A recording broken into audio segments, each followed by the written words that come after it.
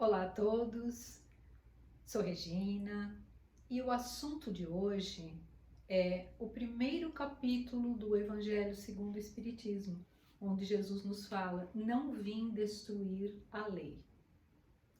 Mas antes nós vamos nos recolher ao nosso interior, nos ligar a tantos benfeitores espirituais que se encontram preparando este ambiente de união, de força e de alegria, recebendo o abraço de nosso anjo protetor, recebendo o abraço do venerável Razim, que nos permite estar aqui, de nossa mãe amada, Maria, de Jesus, o nosso mestre, e do Pai maior. Assim unidos, sentindo o fortalecimento e a boa inspiração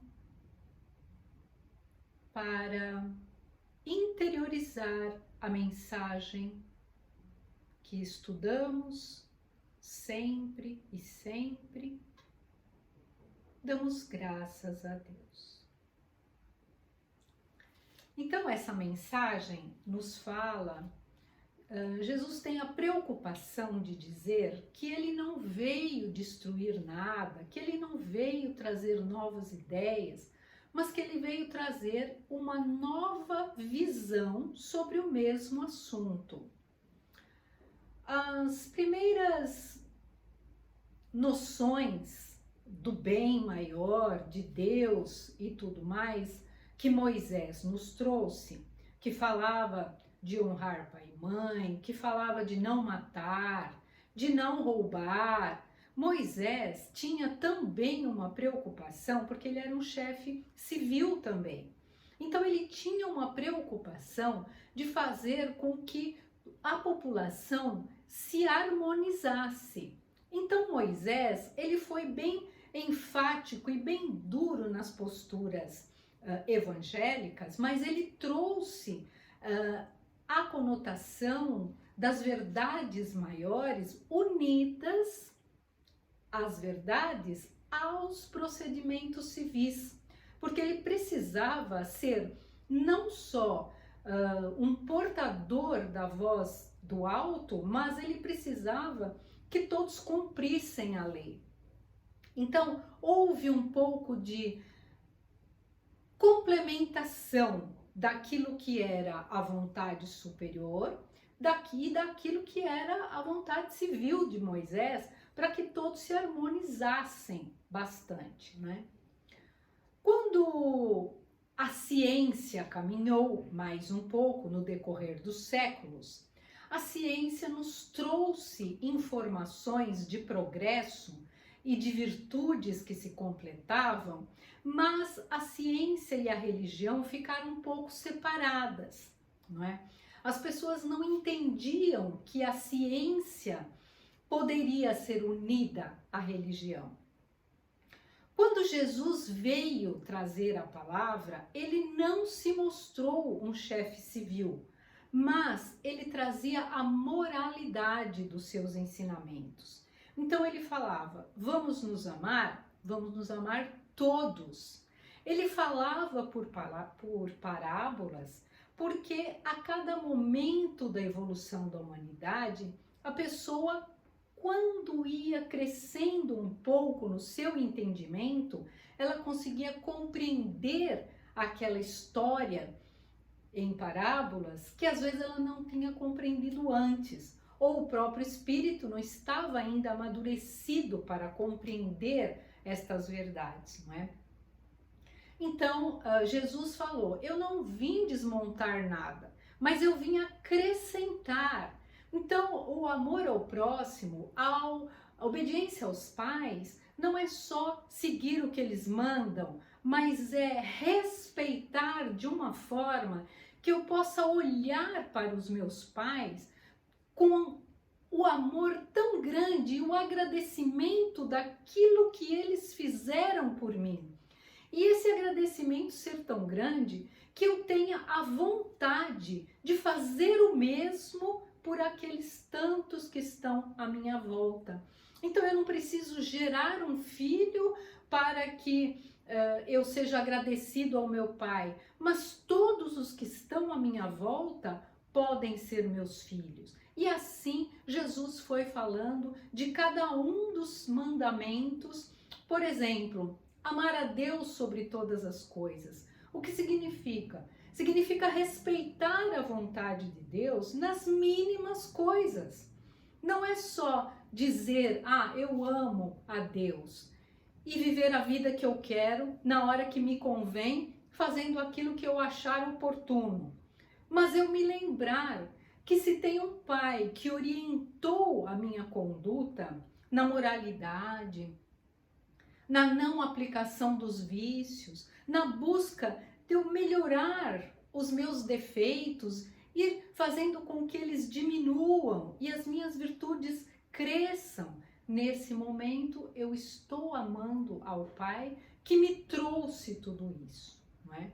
Então o Cristo veio aos pouquinhos ensinar todas estas coisas e esmiuçar cada um dos mandamentos e cada uma das leis morais que regem a todos nós, sempre se posicionando e dizendo que ele não era um chefe nem político, nem civil, ele era de um mundo maior, não é?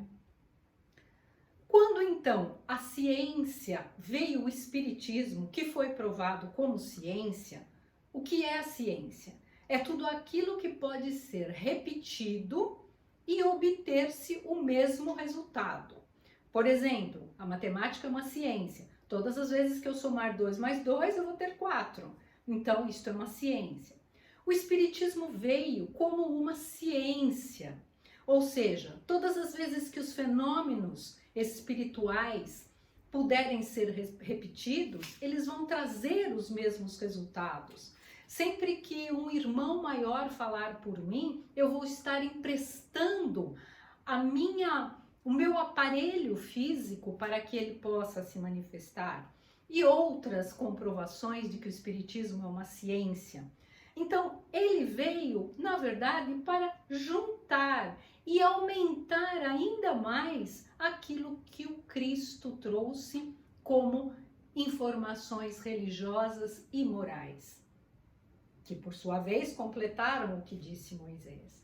Então, quando o Espiritismo uniu as verdades espirituais com a ciência e veio provar que a moralidade, e não estamos aqui falando se a moralidade é para cá ou para lá, mas a moralidade de estar unido ao Pai o tempo todo, preocupados com este crescimento que eu posso adquirir para então estar inserido no progresso que me é concedido. Na hora que o Espiritismo trouxe como ciência esta verdade, as coisas se aclararam, o mundo progrediu. Cabe a nós, neste momento, depois de 21 séculos de estudos e conhecimento, que foi se aprimorando através das nossas reencarnações, cabe a nós, nesse momento, escolher. O progresso está nas minhas mãos. O Pai está me abraçando. Este momento em que o mundo vive de pandemia é um alerta, é um empurrão. Agradeçamos então, apesar da tristeza que sentimos por irmãos que ainda não compreendem as verdades maiores, ou irmãos que se comprometeram a passar por dificuldades, ou que se comprometeram a partir neste momento, e a não compreensão daqueles que ficaram, mas vamos então pensar, eu tenho nas mãos essa oportunidade, pelo tempo que me for permitido, e neste tempo que me for oferecido, eu quero abraçar e viver este progresso, ou eu quero continuar como há 21 séculos atrás? Convém que eu reflita que eu escolha, mas é uma escolha empurrada nesse momento. Eu tenho que ir, é hora de seguir, eu preciso caminhar. E nada melhor do que esta mensagem do capítulo 1 do Evangelho, nada melhor que nos primeiros dias do ano. Então, que este feliz ano de 2022 nos aclare a mente, nos empurre os passos e nos abrace tão amorosamente como o Pai vem fazendo até agora, para que o caminhar seja efetivo e que não tenha retorno mais para os dias de antigamente.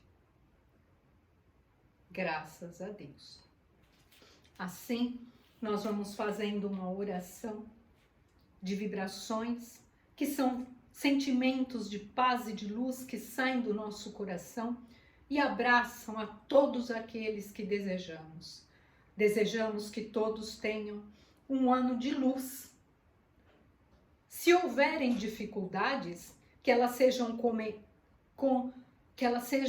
entendidas como dificuldades que nos abrem os olhos e não que nos fechem o coração.